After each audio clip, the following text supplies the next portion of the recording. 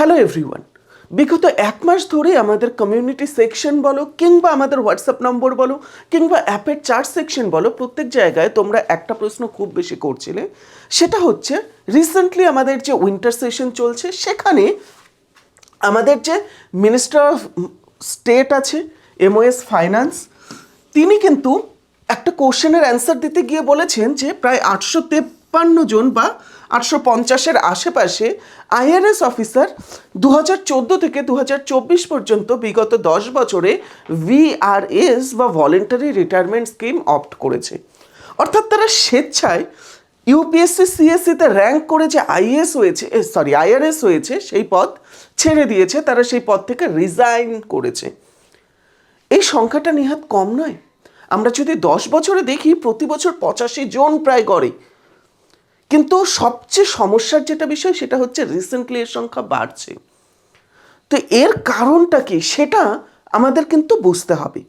কেননা বহু অ্যাসপিরেন্ট আছে যারা আইএস, আইপিএস, আইআরএস কিংবা ইন্ডিয়ান ফরেন সার্ভিসে যাবে বলে অ্যাসপায়ার করে, সেই হিসেবে নিজের কয়েকটা বছর 3, 4, 5, 6, 7 বছর নষ্ট করে দেয় এবং তারপরে তারা সিলেক্টেড হবার পরে যখন দেখে যে যেই সার্ভিসের জন্য আমি যাচ্ছিলাম সেই সার্ভিসকে আমি যেটা ভেবেছি সেটা তো নয় এটা, যার ফলস্বরূপ তারা কিন্তু এত কষ্ট করে তাদের অর্জন করা সেই যে সার্ভিস, সেই যে পদ, সেটা তারা ছেড়ে দিচ্ছে। এর জন্য আমাদের কয়েকটা জিনিস কিন্তু বুঝতে হবে, বাট কী কী সেটাতে একটু পরে আসছি। তো এই যে আমাদের প্রায় 10 বছরে 853 জনের মতো আইআরএস অফিসার যে রিজাইন করেছে, এটার পেছনে একটা বড় কারণ ছিল, বা বড় কারণ হিসেবে মূলত বিভিন্ন সোশ্যাল মিডিয়া, রেডিট বলো কিংবা তুমি কোরা বলো কিংবা ইউটিউবের বলো, সব জায়গায় দেখানো হচ্ছিল যে আইআরএসের দুটো ব্রাঞ্চ আছে। একটা হচ্ছে আইআরএস ইনকাম ট্যাক্স বা আইটি, এবং আইআরএস আর একটা হচ্ছে কাস্টমস অ্যান্ড ইনডাইরেক্ট ট্যাক্সেস। তো ইনকাম ট্যাক্সে আগে একটা বড় রুতবা ছিল। তোমরা সিজিএলে যদি দেখো, ইনকাম ট্যাক্স ইন্সপেক্টর ভীষণ রকম একটা বড় রুতবা ওখানে দেখানো হয়। কিন্তু এই যে বিষয়টা আছে যে আমি ইনকাম ট্যাক্স ইন্সপেক্টর, সেটার জায়গায় তুমি সরাসরি কিন্তু এই পদগুলো যে আছে এই পদগুলো থেকে গ্রুপ এ পোস্টে চলে যাচ্ছ, যেখানে সিজিএল থেকে কিন্তু গ্রুপ এ পোস্টে কোনো নিয়োগ হয় না। তো এবার এই যে তুমি গ্রুপ এ বা গ্রেড এ পোস্টে যে চলে যাচ্ছ, সেখানে যাবার পরেও তুমি এই পদটা ছাড়ছো কেন? এর পেছনে কিছু কারণ দেখানো হয়েছিল যে বর্তমানে ফেসলেস স্কিম এসে গিয়েছে, যেখানে ইনকাম ট্যাক্স অফিসার যারা আছে তারা বলতে পারো আগে যেখানে পাবলিক ডিলিং করতো এবং তার পাশাপাশি কিছু বলতে পারো লাড্ডুর আদান প্রদান হতো, সেগুলো এখন আর হচ্ছে না, যার ফলস্বরূপ তারা আর মোটিভেটেড ফিল করছে না। এই কারণে তারা ছেড়ে দিচ্ছে। কিন্তু বাস্তব কিন্তু সেটা নয়। যেখানে পাবলিক ডিলিং হচ্ছে, আমরা কাস্টমস এবং ইনডাইরেক্ট ট্যাক্সেস যদি দেখে থাকি, সেখান থেকে এই 850-এর মধ্যে 470 জন এখান থেকে কিন্তু রিজাইন করছে। অলমোস্ট 60%-এর কাছাকাছি, 50%, মোর দ্যান 55%। তো এই যে একটা বলতে পারো যথেষ্ট বড় পরিমাণ সংখ্যা আছে যারা কিনা এই ক্ষেত্রে আমরা দেখতে পারছি যে রিজাইন করছে, তাদের কিন্তু পাবলিক ডিলিং আছে। এবং কাস্টমসের ক্ষেত্রে তুমিও জানো, এবং এটা লোকাবার কিছু নেই যে এখানে অনেক লাড্ডু, জিলিপি সব কিছুই পাওয়া যায়। তো সেই ক্ষেত্রে এখান থেকে যেহেতু ছেড়ে দিচ্ছে, তাহলে অবশ্যই কারণটা সেটা নয় যেটা পোর্ট্রে করা হচ্ছে। কারণটা কি? কারণটা হলো ইন্টারেস্ট। তুমি যদি দেখো, এই ভলেন্টারি রিটায়ারমেন্ট স্কিম যে আছে, এটার ক্ষেত্রে মেইনলি 20 বছর পরে তুমি চাইলে পরে ভিআরএস নিতে পারো। আইএস, আইপিএসদের জন্য এটা 30 বছর রাখা হয়েছে। বাট রিসেন্টলি সরকার 10 বছর পরেও একটা তুমি রিজাইন করতে পারো এরকম স্কিমও এনেছে, কিন্তু ওটা ভিআরএস হিসেবে আলাদা কারেন্ট অ্যাফেয়ার্সের ক্ষেত্রে তুমি দেখতে পারো।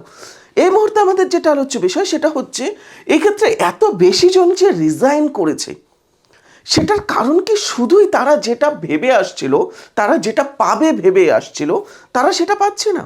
উত্তর হলো হ্যাঁ। বাট তারা কি পাবে ভেবে আসছিল? তারা ভেবে আসছিল আমাদের খুব বেশি পাওয়ার থাকবে, সব সময় আমি আমার আইআরএসের স্ট্যাটাস সব জায়গায় পোর্ট্রে করতে পারবো। বাট সেটা সম্ভব নয়। আইআরএসের ক্ষেত্রে তোমার ওয়ার্ক লাইফ ব্যালেন্স যে আছে ফ্যামিলির সাথে যথেষ্ট ভালো মতো হয়ে থাকবে, বাট এখানে তুমি অফিসিয়াল ইউজ সময়টা যে আছে বলতে পারো 9 to 5 যে সময়টা আছে, এই সময়টার পরে তুমি চাইলেও তোমার কার আর ইউজ করতে পারবে না ফ্যামিলি পারপাসের জন্য। অর্থাৎ তুমি শুধু অফিসিয়াল টাইম যে আছে সেই সময়টাতেই অফিসার। আইএএস আইপিএস এর মতো তুমি কিন্তু 24/7 অফিসার মোডে থাকবে না, কিংবা থাকলে পরেও সেটা পরবর্তীতে কম্পেনসেট করে দেওয়া হয় ওভারটাইম হিসেবে। তো এই ক্ষেত্রে তোমার ওয়ার্ক লাইফ ব্যালেন্স থাকতে পারে, বাট তোমার অ্যাম্বিশন হয়তো পূরণ হচ্ছে না। এর সাথে আর কি সমস্যা আছে এখানে? আমরা যদি লক্ষ্য করে থাকি, এই যে আইআরএস এর বিভিন্ন পোস্টগুলো যে আছে, এই ক্ষেত্রে জেনারেলি সেই সকল ক্যান্ডিডেটরা গিয়ে থাকে যারা আইএএস আইপিএস পাবার জন্য বলতে পারো অ্যাসপায়ার করে, বাট অবশেষে তারা আইএএস আইপিএস পায় না। এর ফলে তারা ইউপিএসসি সিএসসি তো কোয়ালিফাই করে, বাট আলটিমেটলি তারা সেই পদে কন্টিনিউ করে না, এবং তারা তাদের এই যে এক্সপার্টিস যেটা তারা এই সময়টা জুড়ে নিয়েছে সেটাকে ইউজ করে তারা বিভিন্ন অন্যান্য কাজে নিজেদের নিয়োগ করে। তুমি নিজেও যদি দেখে থাকো, বহু আইআরএস অফিসার আছে যারা রিজাইন করে আলাদা করে বিভিন্ন কোচিংয়ে টিচিং স্টাফ হিসেবে কিংবা কোনো কোচিংয়ে কোফাউন্ডার হিসেবে জয়েন করেছে। এই হিসেবে বহু আইআরএস অফিসার কিন্তু রিজাইন করেছে। এবং ইনকাম ট্যাক্সের ক্ষেত্রে অবশ্যই ফেসলেস স্কিম যে আছে 2019 থেকে যেটা চলছে, সেটার একটা বড় ভূমিকা আছে, যেখানে তারা তাদের মেন ক্ষমতা দেখানোর কিছু নেই, এটা একটা অফিস ডেস্ক জবের মতো অনেকটা হয়ে গিয়েছে। বাট তুমি তাহলে ভাবতে পারো, হ্যাঁ ঠিক আছে, আইআরএস আমি চাইও না, আমি চাই আইপিএস হতে, আমি চাই আইএএস হতে। আইপিএসরা তো আর রিজাইন করছে না, তাই না? বাট তুমি ভুল। তুমি যদি নিউজ দেখো আইপিএস অফিসাররা কতজন রিজাইন করছে, তুমি দেখবে বহু আইপিএস অফিসার রিজাইন করছে, এবং যাদের 4-5 বছর হয়ে যাচ্ছে, যারা কোনো ডিস্ট্রিক্ট পোস্টিং পেয়ে গিয়েছে, কোনো জায়গায় ডিএসপি কিংবা তার ইকুইভ্যালেন্ট কোনো পদে অলরেডি আছে, তারা বুঝতে পারছে তারা সার্ভিস বলতে যেটা ভেবেছে তারা সেটা পাচ্ছে না। এই ক্ষেত্রে পলিটিক্যাল ভীষণ রকমভাবে ইন্টারফিয়ারেন্স হয়ে থাকছে, অনেক রকমভাবে আমরা লক্ষ্য করতে পারছি, আলাদা রকম থ্রেট আসছে, এবং অবশ্যই তারা এই ক্ষেত্রে রিজাইন করে অন্যান্য বিভিন্ন মাল্টিন্যাশনাল কোম্পানি বা অন্যান্য বিভিন্ন ক্ষেত্রে প্রাইভেট সেক্টরে তারা নিজেদের একটা যথেষ্ট ব্যালেন্সড জব খুঁজছে।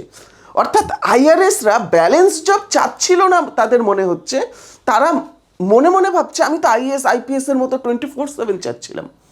বাট যারা আইপিএস আইআরএস হয়েছে তারা একটা ব্যালেন্সড জব চাচ্ছে, তারা চাচ্ছে আমাদের 9 to 5 এর মতো জব হোক। কেননা যে যেটা পায়নি তার সেটার প্রতি খুব বেশি কিন্তু ইচ্ছে থাকে। এই ক্ষেত্রে বিষয় ওই একটাই, যে তোমার কাছে যদি আধা গ্লাস ভরা জল থাকে বা তোমার কাছে 1 গ্লাস থাকে, সেখানে 50% জল ভরা থাকে, এবার তুমি হয়তো দেখবে সেই জল 50% ভরা পজিটিভ হিসেবে নেবে, যে খালি গ্লাস নয় বরং 50% ভরা আছে, অথবা তুমি এটাকে নেগেটিভলি নেবে যে সম্পূর্ণ ভরা নেই, মাত্র 50% ভরা আছে। এবার তুমি সেটাকে কোন অ্যাপ্রোচে দেখছো সেটা তোমার ব্যাপার। বাট মাথায় রাখবে আইপিএস এর ক্ষেত্রেও কিন্তু এখন সেই রকম আর ওই ব্যাপার নেই যে না আইপিএস হয়ে গিয়েছি, ব্যাপারই আলাদা এখন। তো এই ক্ষেত্রে আমাদের কাছে উদাহরণ হিসেবে কিন্তু শুধু 1-2 নয়, তুমি যদি লক্ষ্য করে থাকো আমাদের এখানে শিবদীপ লান্ডে যে আছে তিনি অলরেডি রিজাইন করেছে। একই রকমভাবে তুমি যদি কামিয়া মিশ্রাকে দেখে থাকো, 2019 ব্যাচের আইপিএস অফিসার, দারভাঙ্গা রুরালের এসপি হিসেবেও নিয়োজিত হয়েছিল, তিনিও কিন্তু রিজাইন করেছে। এবং শুধু এই 1-2 নয়, আমরা যদি লক্ষ্য করে থাকি বেশিরভাগ ক্ষেত্রেই কিন্তু যেই আইপিএস অফিসাররা রিজাইন করছে তারা কোনো একটা ব্যালেন্সড লাইফের দিকে যেতে চাচ্ছে। সো এখানে তোমাকে না একটা জিনিস আইডেন্টিফাই করতে হবে যে তুমি কি চাও, আদৌ তুমি কি অ্যাডভেঞ্চার চাও। যদি তুমি অ্যাডভেঞ্চার চেয়ে থাকো, তোমার পরবর্তীতে যে জীবনসঙ্গী হবে, কিংবা যদি কোনো কারণে বিবাহিত হয়ে থাকো, তোমার যে পরিবারের স্বামী বলো, স্ত্রী বলো, কিংবা সন্তানেরা বলো, কিংবা শ্বশুর শাশুড়ি, বাবা মা, সকলের ব্যাপারে তারা কি সেই অ্যাডভেঞ্চারটাকে আদৌ নেবে ঠিক মতো, নাকি এটা তোমার জন্য একটা বড় ফ্যামিলি হার্ডেল ক্রিয়েট করবে? যদি ফ্যামিলি হার্ডেল ক্রিয়েট করে, তুমি সেটাকে কি ওভারকাম করতে পারবে? এই সমস্ত বিষয়গুলোকে কিছুটা কনসিডার করবে। কেননা মাথায় রাখবে যেই পোস্টেই তুমি যাও না কেন সেখানেই সমস্যা আছে। এবার তুমি ভাবতে পারো আইপিএস, অবশ্যই পুলিশ সার্ভিস, গ্রাউন্ড ডিউটি প্রচুর থাকবে, আইএএসরা কি আর রেজিগনেশন দেয়? বাট তুমি যদি আইএএস রেজিগনেশন দেখে থাকো, তুমি দেখবে আইএএস এর ক্ষেত্রেও কিন্তু রেজিগনেশন আসছে। এবং আইএএস এর ক্ষেত্রে রেজিগনেশন অবশ্যই কিছুটা পলিটিক্যাল রিজনে আসে, অনেকের পোস্টিং হয় না ঠিকঠাক সেই কারণে আসে, কম্পারেটিভলি কম আসে।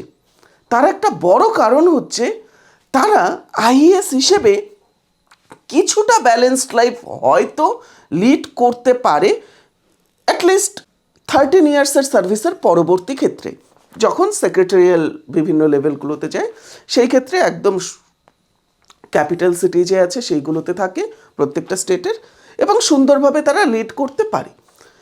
বাট তার পূর্বে অনেকেই তুমি দেখবে যারা কিনা রিজাইন করে দিচ্ছে, কেননা তারা ডিস্ট্রিক্ট পোস্টিংয়ের ক্ষেত্রে বা অন্য যে কোনো ক্ষেত্রে পোস্টিংয়ের ক্ষেত্রে হয় ঠিকঠাক পোস্টিং পায় না, কিংবা তারা যেই হিসেবে কাজ করবে ভেবেছিল সেই হিসেবে কাজ করতে পারে না। সো এখানে মূল বক্তব্য আমার যেটা সেটা হচ্ছে, তুমি যখন সার্ভিস সিলেকশন করছো, যেটা অ্যাসপায়ার করছো, এখানে royal is entry, royal IPS entry সেগুলো দেখে মোটিভেটেড হবে না। কেননা মাথায় রাখবে যেটা তাড়াতাড়ি ওপরে যায় সেটা তাড়াতাড়ি নিচেও নেমে আসে। সো কোনো রকম এরকম কিছু দ্বারা মোটিভেটেড হবে না যেটা ম্যাটেরিয়ালিস্টিক হচ্ছে।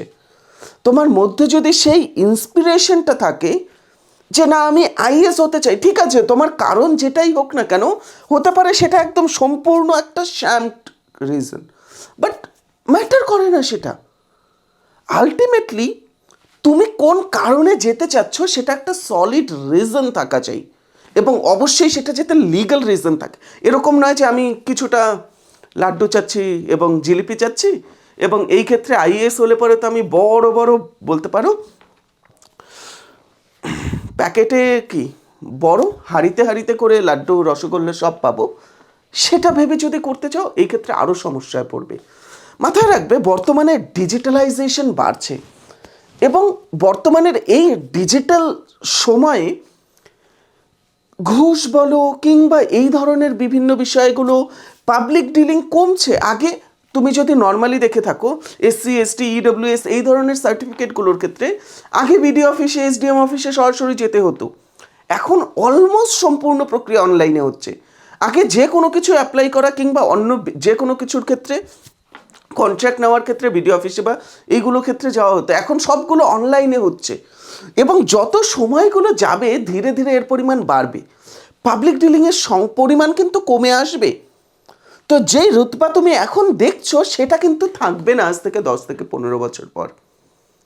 তাই যেই সার্ভিস সিলেক্ট করছো সেটাকে ভেবে চিনতে সিলেক্ট করবে, যাতে তুমি সেই সার্ভিসে 30 থেকে 35টা বছর থাকতে পারো। জীবনের এখনও সেই 30 থেকে 35 বছর তুমি কাটিয়েও হয়তো ওঠোনি যতটা আগামী সময়ে একটা সার্ভিসে তুমি কাটাবে। তাই সার্ভিসটা যথেষ্ট ভালো মতো সিলেক্ট করবে, কেননা সত্যি বলতে সেটাই তোমার আগামী সম্পূর্ণ জীবনকে ডিফাইন করবে। তুমি জীবনে কি করবে, কতটা খুশি থাকবে, কতটা সচ্ছল থাকবে, কতটা শান্তিতে থাকবে, সব কিছু এই একটা সার্ভিসের ওপরে ডিপেন্ড করছে। এবং আমি তোমাদেরকে এটা বলছি তার কারণ আজ 19 তারিখ, আজ সন্ধ্যে 6টা পর্যন্তই তুমি বলতে পারো ড্যাফ 2 যে আছে সেটা ফিল করার শেষ সময়। আশা করছি সকলে ফিল করে দিয়েছো, বাট যদি নাও করে থাকো একটু ভেবেচিন্তে নিজের সার্ভিস সিলেকশন করবে। ক্যাডারের ক্ষেত্রে আমি এই মুহূর্তে কিছু বলছি না, সার্ভিসটা ঠিকমতো ভেবেচিন্তে ফিল করবে। ধন্যবাদ।